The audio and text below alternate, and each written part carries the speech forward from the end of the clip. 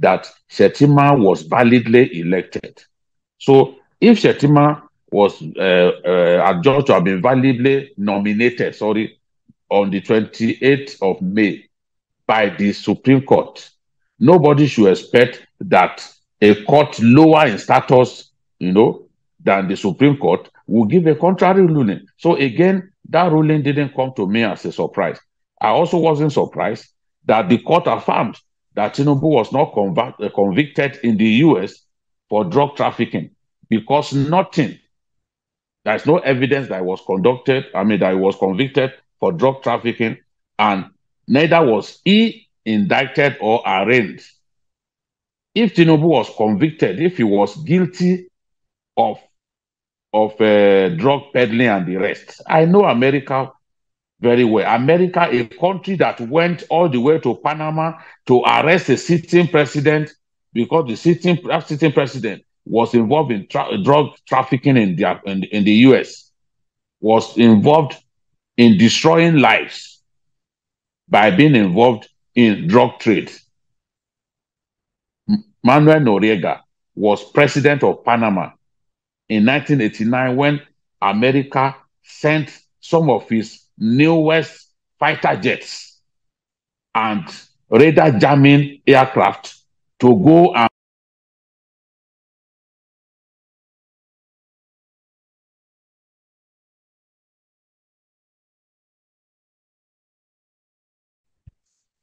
go to that extent. If America could go to that extent to arrest a president for being involved in drugs, no one will expect that Tinubu will go to their country, be involved in the drug trade, and he will still have the latitude to be going up and down. He goes to the US when he likes. Would he have bribed them or what? How would the Americans have left him all these years? People who are prepared to jail even their own former president.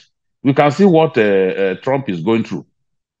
So all along, I expected that the court will affirm that indeed he was not indicted, neither was he arraigned, and for that reason, you cannot stop the election that he won on account of such perceived offenses, including the matter of forfeiture of some money. So all that they needed to do, all that the petitioners needed to do was show evidence that indeed they won this election. But if you ask Atiku or Peter Obi, they never showed that their votes were stolen, and these are the number of votes stolen. If they had done that, the court would have had to look at the invalid votes and the valid votes and declare somebody a winner. In some of the decisions that we have seen in the last few days, in Kogi, for example, you can see that a particular candidate defeated, the APC candidate in court. She went to the extent of saying, oh, these are the votes that I scored. These were the votes that should have come to me. There was no time. And the same thing happened in Benue, where former Governor Suswam defeated an APC senator. There was no time that Atiku provided an alternative result sheet showing that he scored more votes than Bola Ahmed Tinubu. There was no time that Peter Obi provided an alternative result sheet showing that his votes were stolen and showing the quantum of votes stolen, which, if returned to him, will give him an unassailable lead over Bola Ahmed Tinubu. There was no such time. So, and if you are making generic statements to say, okay, votes were stolen in this state, votes were stolen, and you do not show the particular polling units where those votes were stolen, so that the stolen votes can be taken away and the valid votes will prevail, what do you expect the judges to do? What did you expect the judges to do? So they made the job very difficult for those judges. You have to show proof that indeed there was overvoting. You have to show that APC benefited tremendously from the overvoting. You can't go to court and say, there were irregularities, all kinds of irregularities here and there.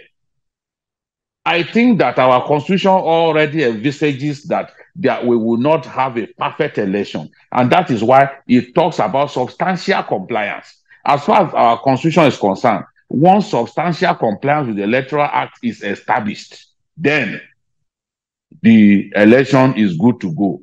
The election stands.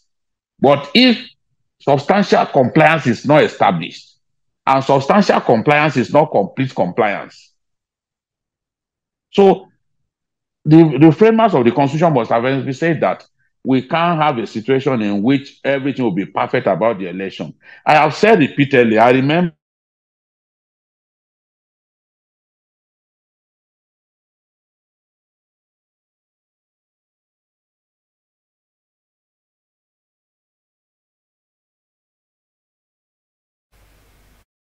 was perfect.